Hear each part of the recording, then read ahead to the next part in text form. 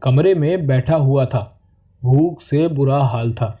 گھر میں بیف بنا ہوا تھا لیکن میں بیف پسند نہیں کرتا۔ خیال آیا ریسٹورنٹ جاتا ہوں، کچھ اسپیشل کھا کر آتا ہوں۔ ہیٹر بند کیا، باہر بہت دھند تھی، سردی بہت زیادہ تھی۔ جیکٹ پہنی کار میں بیٹھا۔ کار میں بیٹھتے ہی میں نے ہیٹر آن کر لیا اور اونچی آواز میں میوزک لگا لیا۔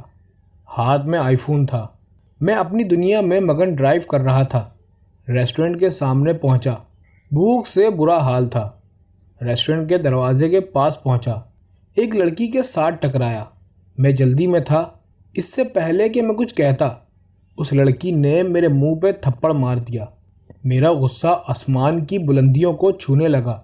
دل چاہا اس لڑکی کے منہ پہ واپس تھپڑ مار دوں۔ ہاتھ اٹھایا تھا کہ اس کی آنکھوں میں دیکھ کر میرا ہاتھ رک گیا۔ وہ رو رہی تھی، بنا کچھ کہے وہ چلی گئی۔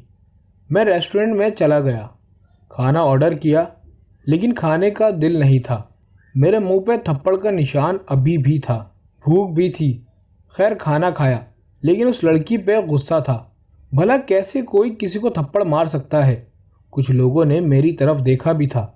میں شرمندہ تو ہوا تھا لیکن اس لڑکی کے آنسو دیکھ کر میں چپ ہو گیا۔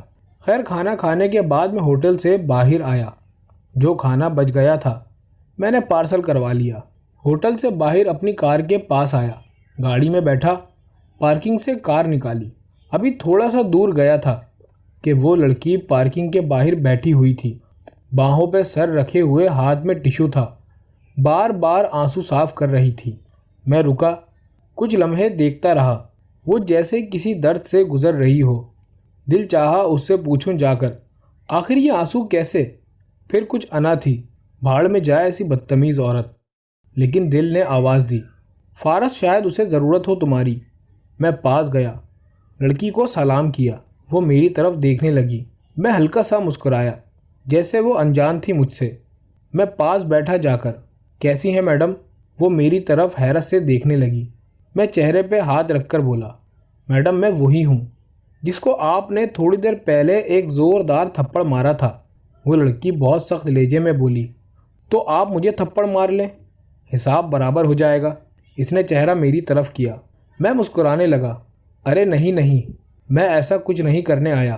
میں نے چاکلیٹ پیکٹ سے نکالی، اس کی طرف بڑھائی اور بولا، میری ماما کہتی ہیں چاکلیٹ شیئر کر کے کھانی چاہیے، غصہ اور ناراضگی ختم ہو جاتی ہے۔ وہ لڑکی میری طرف دیکھ کر بولی، سر آئی ایم سو سوری، میں بس اپنی پریشانی میں ہوں، غصہ خود پہ تھا، آپ کو تھپڑ مار دیا، پلیز معاف کر دیں اور اب جائیں یہاں سے۔ میں سمجھ گیا اس کی روح ایک بوجھ اٹھائے ہوئے ہے۔ میں نے پیار سے بولا، اچھا میرا نام فارس ہے، اپنا تعارف کروایا۔ میری باتوں پہ جیسے اسے کچھ یقین ہونے لگا۔ میں نے رونے کی وجہ پوچھی تو اس کی ہچکی سی بند گئی۔ فارس میں نے بہت غلط کیا ہے۔ میں حیران تھا، ایسا بھی کیا کر دیا؟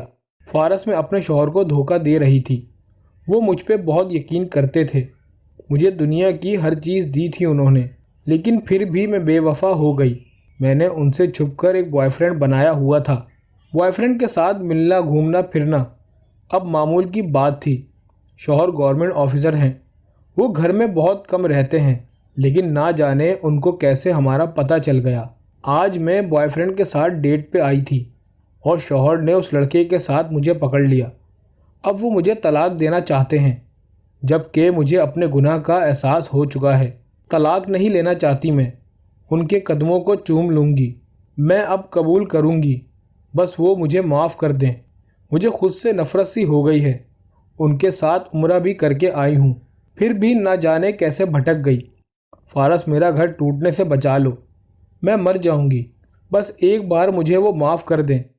میں نے اس لڑکی کے سر پر ہاتھ رکھا، اس کے شوہر کی گھر کی جانب چل دیا۔ گھر پہنچا، دروازے پہ دستک دی، اس کے شوہر نے دروازہ کھولا، سامنے اپنی بیوی کو دیکھ کر غصے سے چلانے لگا۔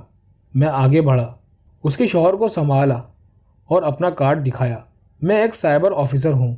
خیر انہوں نے میری عزت کی یا برداشت کیا، خاموش ہو گئے، چلا کر بولے، فارس بس، میں عورت کو اب نہیں رکھنا چاہتا، یہ بہت گندی عورت ہے، اس کی میں جان لے لوں گا۔